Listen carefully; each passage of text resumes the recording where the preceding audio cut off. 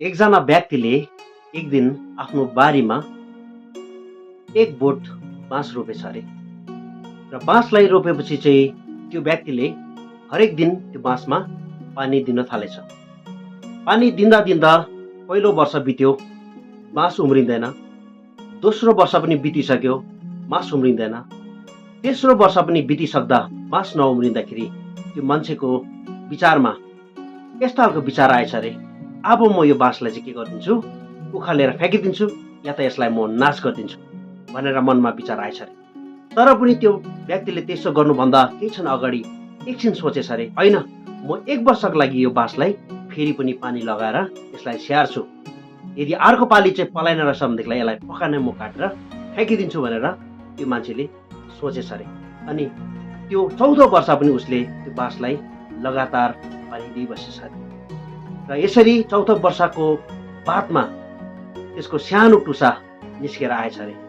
हेर्दै हेर्दै महिना दिनभित्रमा त्यो बाँस 50 फिट भन्दा पनि लामो बढेर अग्लो भएछ। बाँसको प्रजातिहरू मध्येमा कुनै बाँसको प्रजाति चाहिँ यस्तो हुँदो रहेछ, त्यो रोप्ने बित्तिकै एकैचोटि त्यो उम्री नहाल्दो रहेछ। त्यो रोपेको 3 वर्ष 4 वर्षमा मात्रै त्यो उम्रिँदो रहेछ। तर त्यसको एउटा खुबी चाहिँ के रहेछ भनेदेखिलाई, त्यो उम्रिनुभन्दा अगाडि चाहिँ त्यसले जमिनमा आफ्नो पुरासँगले जरा गाडिसकेको हुँदो रहेछ। 50 फिट 60 फिटसम्म पनि जरा गाडिसकेको हुँदो रहेछ। जरा मजाले गाडिसकेपछि मात्र त्यो उम्रिने गर्दो रहेछ। त्यसरी नै हाम्रो जीवनमा पनि हामी त्यो बाँस जस्तो हुनु जरुरी छ।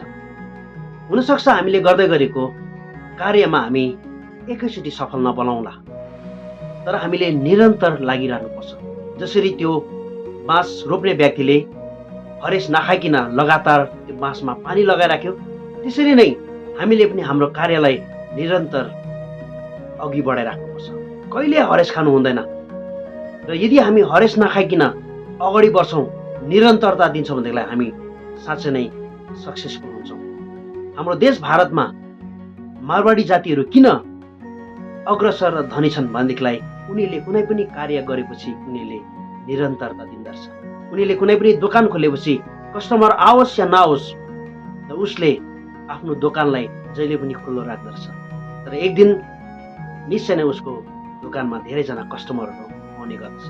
त्यसै प्रकारले हामी पनि लाइफमा कुनै पनि कुरा अचिभ गर्नुको लागि हो भनेदेखिलाई चाहिँ हामीले निरन्तर लागिराख्नुपर्छ। हामीले कहिले पनि हरेस खानु हुँदैन। म तपाईँलाई यही कुराहरूबाट उत्साह दिँदै म मेरो सानो भिडियोलाई यहीँ राख्न चाहन्छु। यदि तपाईँलाई मेरो भिडियो मन परे तपाईँले धेरै व्यक्ति कहाँ सेयर गर्न सक्नुहुन्छ र मेरो पेजलाई तपाईँले फलो गर्न सक्नुहुन्छ।